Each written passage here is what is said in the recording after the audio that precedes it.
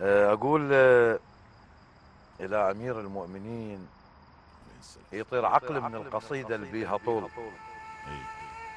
عصر أعصرها وعليها بيات أعد، أدفيها بصورة وإحساس وخيال حتى لا تتعرض لنزلة نقد.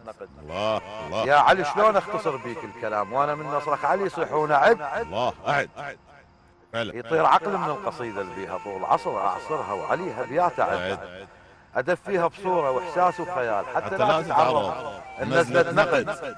يا علي شلون أختصر بيك الكلام وأنا من نصرك علي يصيحون أعد.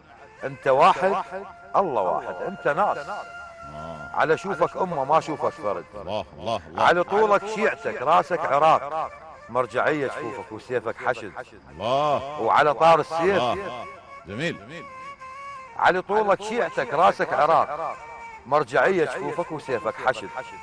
وعلى طار السيف أقول لك ذو الفقار عود هم معدن أبد ما أعتقد.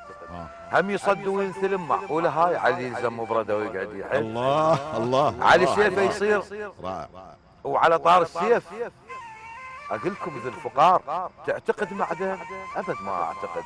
هم يصد وينثلم معقولة هاي علي يلزم مبردة ويقعد يحد.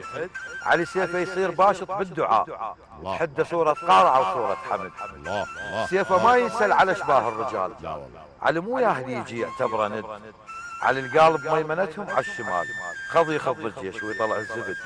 علي من يقابله فارس هزيل بكلمة يجبر خاطره ويقول له رد.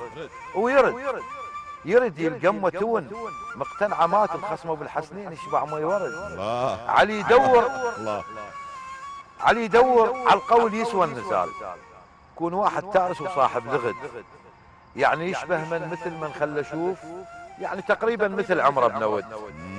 وما درينا ايش كثر كاتل بالحروب. اعطينا مصدر عليه نقدر نستند. ما يعرفون العدد حقهم اكيد. علي كاتل حتى مسؤول الجرد. الله. علي بساحات الوغش قد مستريح، ومن يشم ريحة محمد يستعد. وتدري ليش سمى هارون الرسول؟ لأن ما يتعذر بحر وبرد. اي والله. من يجرد السيف يقضيها ويعود.